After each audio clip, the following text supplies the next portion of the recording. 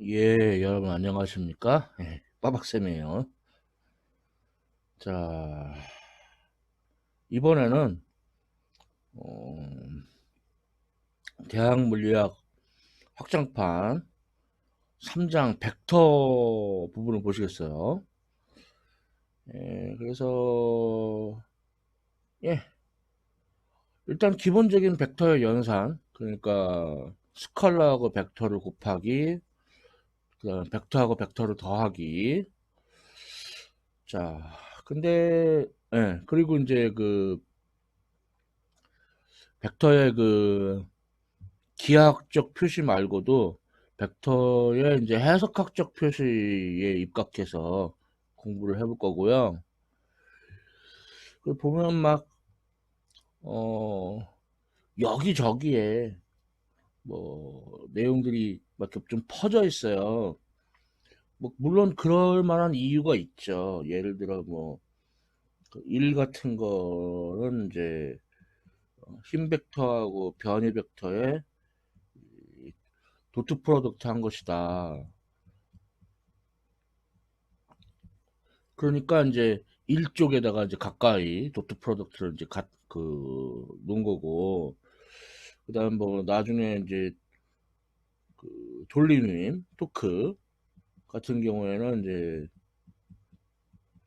이렇게 크로스 프로덕트가 사용이 되거든요. 그러니까 이제 돌리님 쪽 그쪽에 이제 그래서 이런 식으로 이제 내용들이 분산이 되어 있는데 저는 좀 모아봤어요.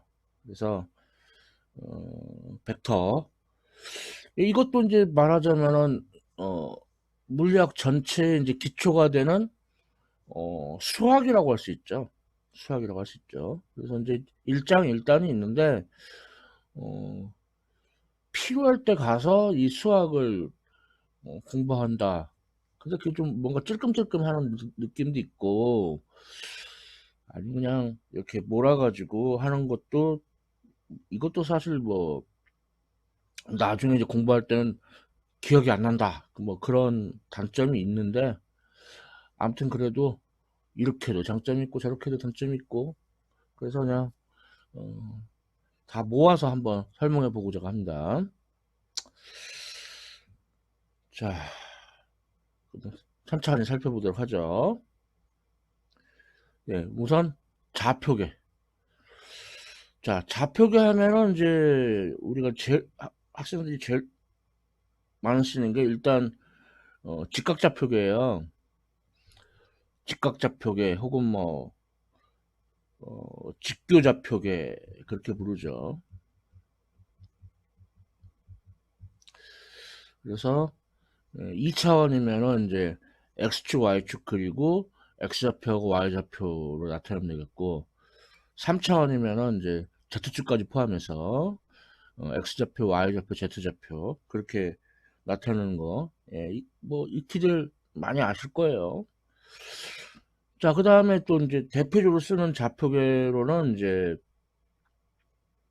원통 좌표계. 원통 좌표계 그러니까 이런 거 모르는데 할란가 모르겠는데 예, 우리 2차원의 경우에는 특히 극좌표계라고 불러요. 그러니까 극좌표계라는 거는 그 x좌표, y좌표 대신에 어, 원점으로부터의 거리 r하고 원점부터 거리 r 그 다음에 이제 이 각도 근데 각도도 마구 재면 안 돼요. 마구 재면 안 되고 그 플러스 x축 방향에서부터 이렇게 그 반시계 방향으로 재야 돼요. 반시계 방향으로 말로만 하지 말고 메모를 할까요? 그러니까 플러스 x 방향에서 방향으로부터 반시계 방향으로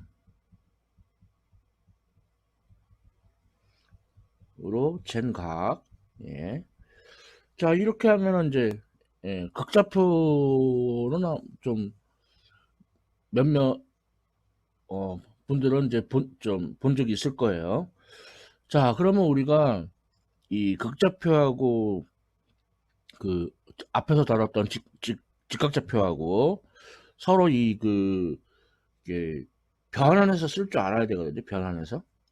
그래서 이제 변환해서 쓰는 거는 음, 삼각함수 이용하면 되죠. 삼각함수 이용하면 되니까. 그러니까 뭐 코사인 세타 하면은 r분의 x고, 그죠? 코사인 세타. 그다음에 사인 세타 하면은 r분의 y고, 그렇죠? 그다음에 탄젠트 세타 하면은 x분의 y란 말이에요. 그래서 이제 얘네들을 이용을 하면, 그러면 이제 어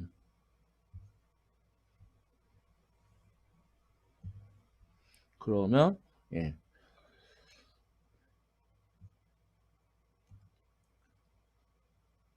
코사인 세타가 r분의 x니까 x는 r 코사인 세타, 사인 세타가 r분의 y니까 y는 r 사인 세타. 자, 이게 성립하는 거 알 수 있고, 그다음에 탄젠트 세타가 x분의 y, 그러니까 세타는 탄젠트 역함수 x분의 y 이렇게 쓸 수가 있겠죠.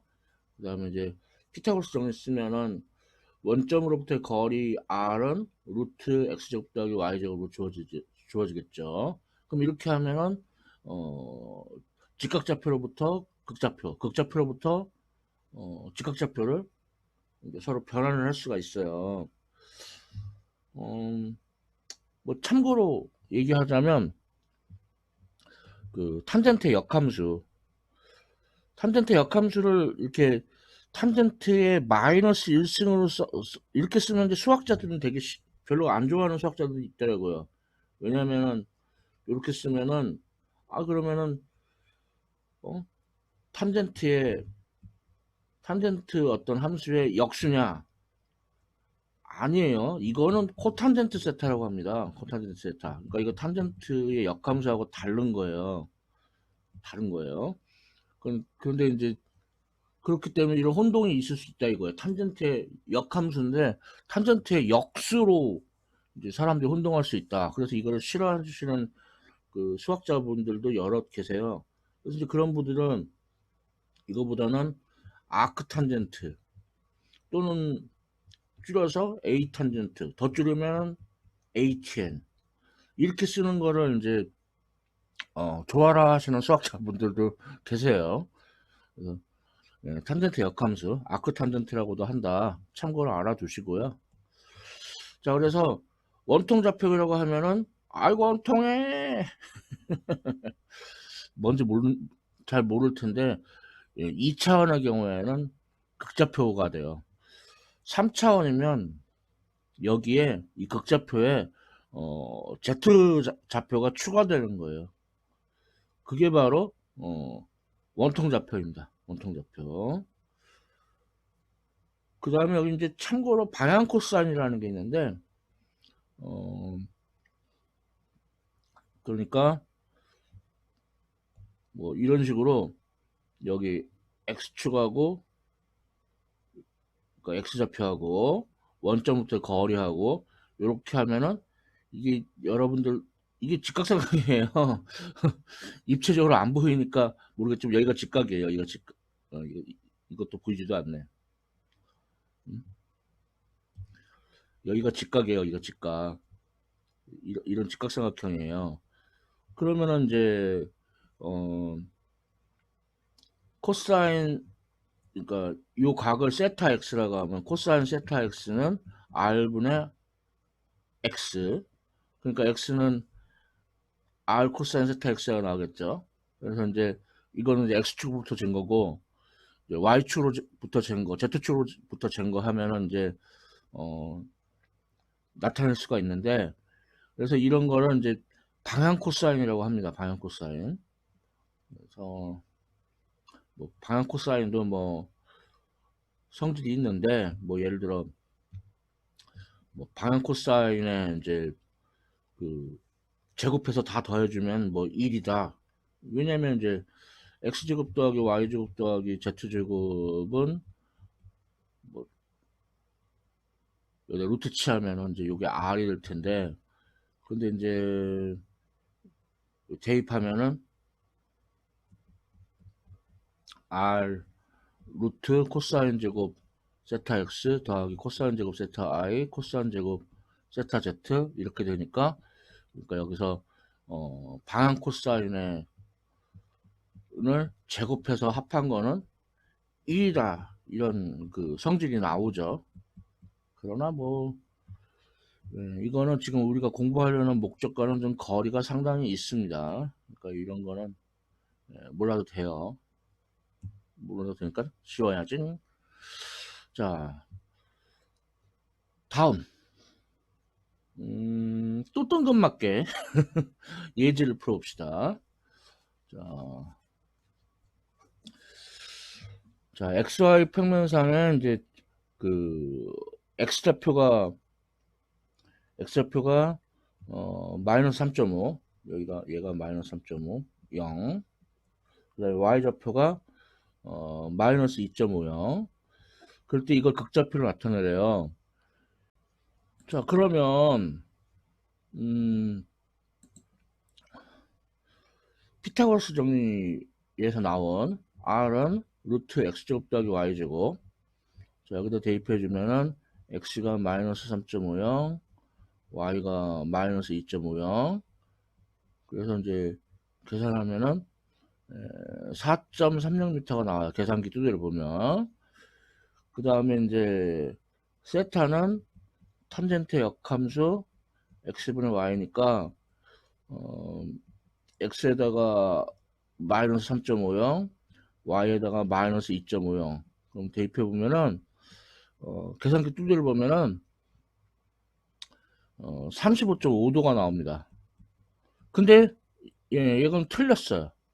그러니까 뭐냐면 계산기에 나온 값을 고지고대로 적으면 안 된다는 거예요. 그러니까 이런 그 탄젠트 역함수 같이, 그러니까 어떤 삼각함수 역함수 이런 거 계산할 때는 그 계산기에 나오는 값을 그대로 적으면 안 됩니다. 특히 또 이제 계산기에 그 가계 단위를 지금처럼 그러니까 도면은 이제 디그리 이거일 수도 있지만은 레디언으로 계산하는 모드일 수도 있어요. 그러니까 뭐 그러면 이게 잘 모르겠으면 이런 경우에 뭐 탄젠트 45도 계산해 보면 돼요. 그래서 탄젠트 45도 계산해서 1 하고 나오면 그러면은 이제 도도 아니지, 탄젠트 45 이렇게 가로 안에 탄젠트 45 그래서 1 나오면은 여러분의 계산기가 그 디그리로 이제 모드가 설정되어 있는 거고, 안 그러고 이상한 값이 나오면은 그러면 이제 그 여러분 계산기가 레디언으로 설정되어 있는 거예요. 그러니까 아무튼 그래서 이제 계산기로 이제 삼각함수 값 계산할 때는 일단 디그리 레디언 그것도 일단 확인을 해야 되고, 그 다음에 이제 이게 35.5도가 틀린 값이라고 그랬잖아요. 왜냐면 35.5도면 그 일사분면의 각도예요. 일사분면 각도, 일사분면. 그러니까 그러니까 이 각을 말해요. 그러니까 말이 안 되죠. 틀린 거죠. 그래서 이제 계산기로 탄젠트 역함수 같은 거 계산할 때는 이제 주의해야 되는데, 탄젠트 역함수 계산해 봤더니 만일에 그 세타가 양수로 나왔다. 그러면 이게 정말로 일사분면에 해당되는 값인지, 아니면 이제 3, 4분면이어도 세타가 양수로 나오거든요. 그러니까 이걸 결정을 해야 돼요. 만일에 세타가 음수면 이게 2, 4분면의 각도인지, 아니면은 그러니까 정말 2, 4분면의 각도인지, 아니면 4, 4분면일 수도 있거든요. 이걸 결정을 해야 돼요. 그래서 이제 1, 4분면의 각도면은 세타는 그냥 그대로 쓰면 돼요. 근데 3, 4분면의 각도면은 180도를 더해줘야 돼요. 자, 2, 4분면의 세타가 음수인데 2, 4분면의 각도다. 그러면 이것도 180도 더해줘야 되고요. 4, 3분면의 각도면은 이때는 360도를 더해주거나 또는 그냥 그대로 놓는 거 싫어하는 사람도 있어요. 뭐 그러니까 마이너스 45도 이런 거 싫어하는 사람도 있단 말이에요. 그러니까 마이너스 45도는 시계 방향으로 각도를 쟀다는 뜻이에요. 반시계 방향이 아니고. 그런 거 싫어하는 사람들도 있어요. 그러면 310도 더해주면 돼요. 그러니까 따라서 말이 많았는데 그러니까 35.5도로 하면 안 되고 여기다가 35.5도에다가 180도를 더해줘야 돼요. 그러면은 215.5도가 나오는데 유효수자 3개를 맞추기 위해서 216도 이렇게 이런 식으로 표시를 해야 됩니다. 자, 직각좌표를 극좌표로 바꾸는 연습을 했는데 이제 그 와중에 어떤 그 계산기로 이제 탄다트 역함수 계산할 때 이제 어떤 그 아주 디테일한 면 그런 것도 여러분들께 이제 소개를 해 드렸어요. 자, 그럼 다음은 예, 벡터와 스칼라. 사실 벡터하고 스칼라를 그 구별하는 엄밀한 기준이 있어요. 어떤 기준이냐면 이렇게 뭐 빨간색이나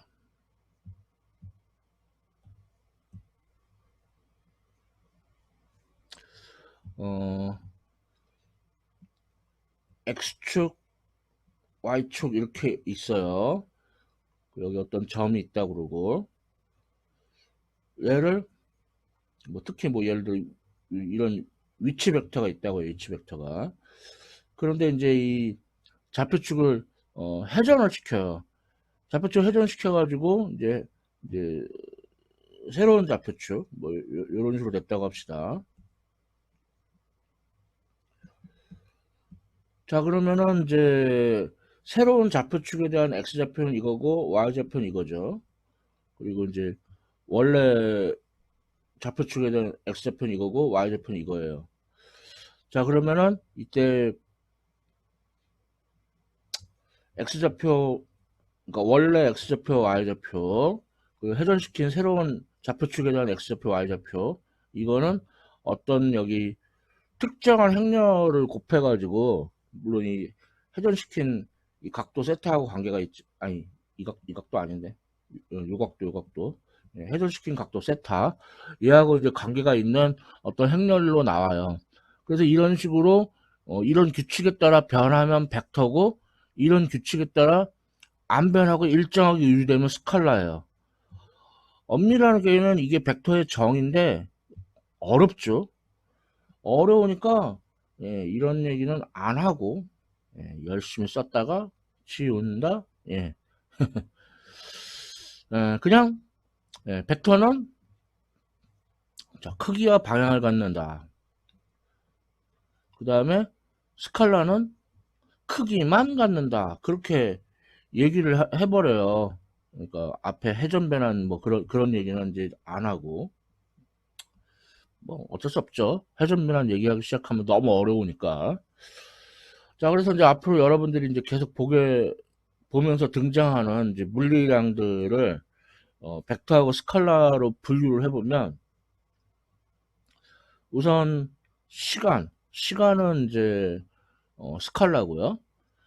그 다음에 이제 거리와 변이를 배우게 될 건데 거리는 스칼라, 변이는 벡터. 그 다음 속력과 속도를 배우게 될 건데 속력은 스칼라, 속도는 벡터. 그 다음에 이제 가속도 벡터. 그 다음에 여기다 질량을 곱한 거. 질량은 스칼라고 질량하고 곱한 힘은 이제 벡터. 그 다음에 이제 힘하고 변이를 곱하긴 곱하는데 뭐 스칼라가 되도록 곱하죠. 그게 1. 그 다음에 1을 시간으로 하는 게 일률. 그래서 1 이런 건 스칼라고. 그 다음에 이제 나중에 운동량과 충격량을 공부하시게 되겠지만 그런 건 벡터예요. 그러니까 이런 게 역학 분야에서는 이렇게 스칼라와 벡터로 이렇게 분류할 수가 있겠고 그 다음에 뭐 유체역학 및 연력학 분야에서는 이제 뭐 압력 같은 거는 압력, 온도 뭐 이런 건 이제 스칼라라고 볼 수 있고 전자기학 분야로 가면은 이제 전하량 이런 거는 이제 스칼라고, 그다음에 전기장은 벡터고, 전위 혹은 전기 포텐셜이라고 부르는 이런 거는 이제 스칼라고, 그다음에 전류는 스칼라인데 전류 밀도는 벡터예요. 네, 뭔가 미묘하죠. 네, 자기장도 벡터고 이런 거를 나중에 다 배우시게 될 거예요. 아무튼 원래 엄밀히는 벡터하고 스칼라를 회전 변환에 입각해서 구별을 해야 되는데, 그러니까 어떤 회전 변환이 일어났을 때 그 회전 변환의 어떤 주어진 규칙에 따라 변하는 물리량은 벡터, 그렇지 않고 회전 변환이 일어났음에도 불구하고 계속 일정하게 유지되는 거는 스칼라. 그게 원래는 엄밀하게 그게 정의인데 너무나 어려워. 그래서 그냥 쉽게 벡터는 크기와 방향을 갖는다, 스칼라는 크기만 갖는다. 예, 그러는 거죠, 다들. 자, 다음 이제 벡터를 표시하는 크게 두 가지 방법이 있어요. 우선 직관적으로 벡터의 기하학적 표시가 있습니다. 그러니까 벡터가 크기하고 방향을 가지니까, 벡터를 화살표, 뭐 다른 말로는 유향선본이라고 그러죠. 그러니까 방향이 있는 유향선본이라고 불러요. 그래서 왜 그러냐면은 이 화살표의 길이가 벡터의 크기를 나타낼 수 있고, 화살표가 가리키는, 가르치는 아니야. 가리키는, 이 방향이 벡터의 방향이 되죠. 그렇죠? 그리고 또 명칭 또 하나 더 알아주면, 이 벡터가 시작하는 이 지점을 벡터의 꼬리, 끝나는 지점을 벡터의 머리, 그렇게 부릅니다. 이런 것까지. 꼬리, 머리, 이런 용어까지 알아두시고. 아무튼, 벡터를 화살표로 표시하는 방법, 벡터의 기하학적 표시. 우리가 벡터를 나타낼 때는 벡터 위에다가 이렇게 머리에다 이렇게 화살표를 붙여줘요. 물론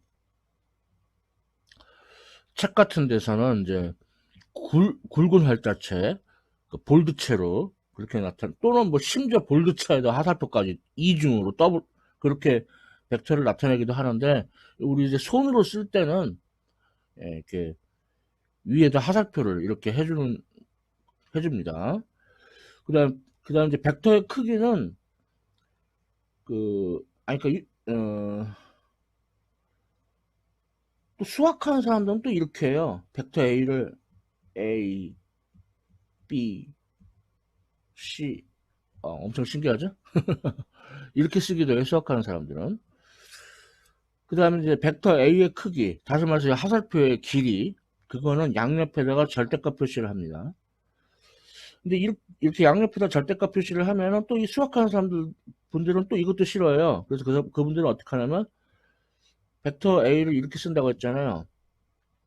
여기다가 절대값 표시도 이렇게 해요. 희한하죠? 예. 그런데 이제 혼동의 우려가 없을 때는 화살표를 아예 안 써요. 화살표를 아예 안 쓰면 그게 바로 벡터 A의 그 크기가 됩니다. 혼동의 우려가 없다면. 예. 벡터의 기하학적 표시의 관점에서 두 벡터가 같다는 거는 어떻게 하느냐? 벡터는 자유롭게 평행 이동할 수 있다. 자, 그래서 두 개의 벡터가 있는데, 벡터 A를 이제 벡터 A의 꼬리를, 아니, 반대로 할까? 벡터 B의 꼬리를 벡터 A의 꼬리로 이렇게 평행이동 시켜요. 이게 우리 목표예요.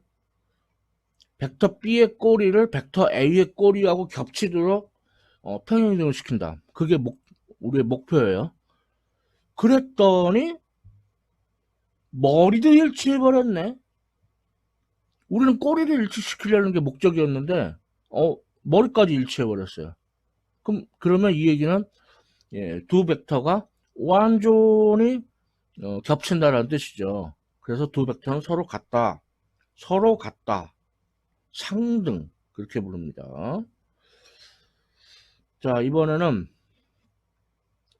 어, 벡터 두 개를 더해 봅시다. 자, 벡터 두 개를 더하면은 새로운 벡터가 나와요. 근데 이제 그러니까 벡터의 합성이라고도 하는데 두 개의 벡터를 더하는 방법의 원조는 삼각형법이에요. 삼각형법. 그래서 삼각형법에서는 어떻게 하냐면, 자, 벡터 A의 그 머리에다가, 벡터 A의 머리에다가 벡터 B의 꼬리를 이렇게 딱 일치시켜요. 그리고 이때 중간을 거치지 않고 이제 벡터 A의 그 꼬리에서 벡터 B의 머리로 다이렉트로 연결한 거. 이게 바로 이제 두 벡터를 더한 겁니다. 그래서 이건 이제 삼각형법으로 두 벡터를 더한 거고, 뭐, 머리꼬리법이라고도 부르는데. 자, 근데 이 방법을 쓰면은, 좋은 점들이 있어요. 어떤 점이 있냐면, 벡터의 덧셈에서 교환 법칙이 성립한다는 걸 아주 쉽게 확인할 수 있어요. 그러니까, 이게, 얘가 A 벡터고 B 벡터고, 그러면은, 요게 둘 더한 거라고 했고, 그 다음에 이제 평행이동을 시켜가지고, 평행이동 시켜서, 얘가 A 벡터, 얘가 B 벡터. 그러면 이게 B 플러스 A죠. 근데 A 플러스 B하고 B 플러스 A하고 서로 같은 벡터 아니에요. 그렇죠? 겹치잖아요. 완전히 겹치잖아요. 그래서 교환 법칙이 성립한다는 거를 삼각형법을 이용하면 바로 알 수가 있어요. 결합 법칙이 성립하는 것도 바로 알 수 있고. 그래서 예, 하여튼 삼각형법이 원조이기도 하고 원조이니까 또 그만한 메리트가 있겠죠.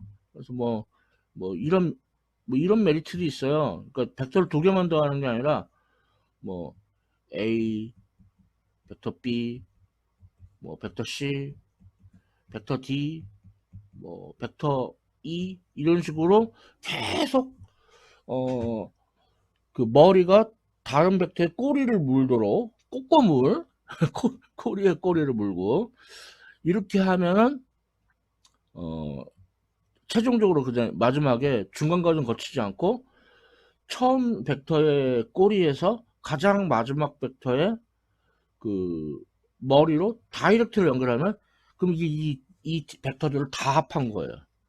예, 굉장히 삼각형법에 메리트가 있죠. 근데 그럼에도 불구하고 그 삼각형법이 원조인데 자꾸 원조를 침범하는 그런 하극상들이 일어나죠. 예, 그게 평행사변형법이에요. 자, 평행사변형법에서는 어떻게 하냐면은 두 벡터의 꼬리를 일치시켜요. 두 벡터의 꼬리를 일치시키고 그리고 이제 두 벡터를 이용을 해서 평행사 변형을 그려요. 그리고 이 평행사 변형의 대각선 이게 바로 둘을 더한 것이다. 이렇게 그래서 원조는 삼각방법인데 자꾸 평행사 변형법이 하극상을 일으키죠. 자기가 원조인 것처럼. 예. 평행사 변형법도 물론 나름대로 메리트가 있죠. 이제 여기서 사실 잘 쓰지 않는 공식인데 어, 이 더한 벡터 합벡터의 크기는 얼마냐? 그러면 이제 공식으로 루트 a제곱 더하기 b제곱 2배의 ab 코사인 파이라는 공식이 있어요. 파이는 이제 그 a 벡터와 b 벡터 사이의 값 그게 파이입니다. 근데 이 공식을 그렇게 많이 쓰는 편이 아니에요. 왜냐면 이제 각도가 특수한 경우들이 많기 때문에 각도가 예를 들어 파이가 0도인 경우 자, 그럴 때는 이 복잡한 공식을 쓸 필요가 없죠. 그냥 파이가 0도란 말은 두 벡터가 같은 방향이라는 뜻이니까 이때는 합 벡터의 크기는 그냥 두 벡터의 크기를 더한 것 같아요. 아까도 말했지만 혼동의 우려가 없으면은 벡터 A 그 위에 있는 하사표를 떼내면 그게 벡터 A의 크기가 되죠. 그 다음에 이제 파이가 180도다. 그러면은 이제 두 벡터가 서로 반대 방향이거든요. 그러니까 이때는 합 벡터의 크기는 두 벡터 중에서 크기가 큰 거에서 크기가 작은 걸 빼주면 돼요. 그 다음에 이제 파이가 90도면은 그때는 이제 피타고라스 정리 써가지고 합 벡터의 크기는 루트 a제곱 플러스 b제곱이 돼요. 뭐 그 외에도 뭐 파이가 30도일 수도 있고 60도일 수도 있고 45도일 수도 있고 30도나 60도일 때는 이제 그 직각삼각형 그 1대 루트 3대 2의 b가 성립하고 이제 45도인 경우에는 1대 1대 루트 2의 그 b가 성립하죠. 그렇기 때문에 이 공식 루트 a제곱 더하기 b제곱 더하기 2배의 2ab 그러니까 2배의 ab 코사인 파이 이 공식을 잘 안 쓰게 되는 거예요. 하도 특수한 경우들이 많기 때문에. 근데 예, 아무튼 그럼 이 공식은 이제 어떻게 유도하냐면은 뭐 유도 방법이 여러 가지 있는데 코사인 j 법칙을 이용해서 유도할 수도 있고 또는 뭐 그 다른 방법으로는 이제 여기서 여기가 이제 벡터 B 평행 이동시키면 여기가 벡터 B의 이게 크기가 될 테고 그러면은 여기서 뚜뚜뚜뚜뚜뚜뚜 해주면은 여기가 B 사인 파이가 되고 얘가 B 코사인 파이가 되고 그 다음에 여기서 그럼 여기서 여기까지가 A 더하기 B 코사인 파이가 되고 그럼 피타고라스 정리 쓰면은 합벡터의 크기는 루트 A 더하기 B 코사인 파이 전체의 제곱 더하기 B 사인 파이 전체의 제곱. 이거 정리하면 사인 제곱 파이 더하기 코사인 제곱 파이는 한마디로 1이죠. 예, 그래서 이렇게 해도 예, 똑같이 유도가 됩니다. 자, 벡터의 덧셈, 예, 벡터 합성이라고도 하는데 예, 원조는 삼각형법, 그 다음에 이제 부차적으로 평행사변법도 있다. 네, 살펴봤습니다. 자, 그 다음에 이제 벡터의 기본적인 연산 중에 또 하나가 뭐가 있냐면 스칼라하고 벡터를 곱하는 거예요. 자, 스칼라하고 벡터를 곱하면은 새로운 벡터가 나와요. 자, 그래서 원래 벡터 A 벡터가 있다 그래요. 근데 A 벡터에다가 예를 들어 뭐 1.5를 곱했다고 합시다.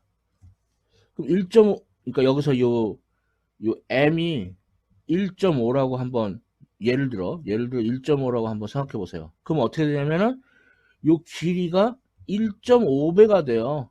이 길이가 음? 방향은 같고 자 이번에는 원래 벡터 A 벡터에다가 0.5를 곱했다고 합시다. 자, 그러니까 예를 들어서 m이 0.5라고 하자고요. 자 그러면 이게 0.5배가 돼요. 그러니까 길이가 줄어들었죠. 자 근데 이제 공통적으로 다 1.5든 0.5든 다 양수니까 방향은 같아요. 그렇죠? 자, 이번에는 마이너스 2를 곱해봐요. 마이너스 2를 곱하면은 크기는 원래하고 같은데 방향이 반대 방향이 돼요. 그래서 이제 어, 벡터 A에다 마이너스 1 곱한 거를 간단히 마이너스 A 벡터라 쓰고 역벡터라고 합니다. 이 역벡터 이거 잘 알아둬야 돼요.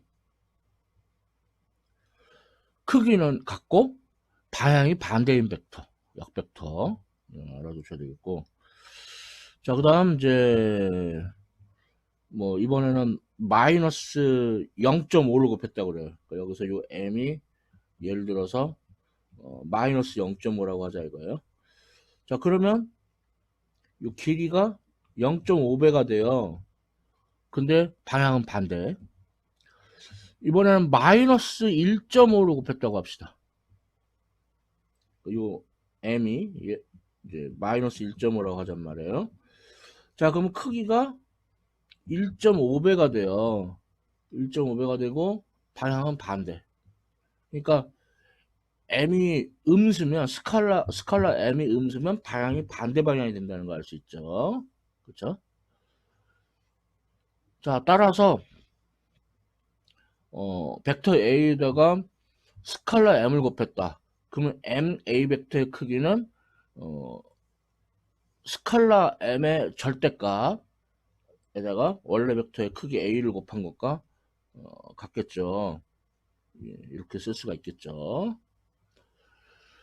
자, 아시겠어요? 그러니까 기본적인 벡터 연산, 이제 벡터 더하기 벡터, 벡터 곱하기 스칼라, 응? 예, 이렇게 벡터의 기하학적 표시의 관점에서 여러분들 살펴보셨습니다.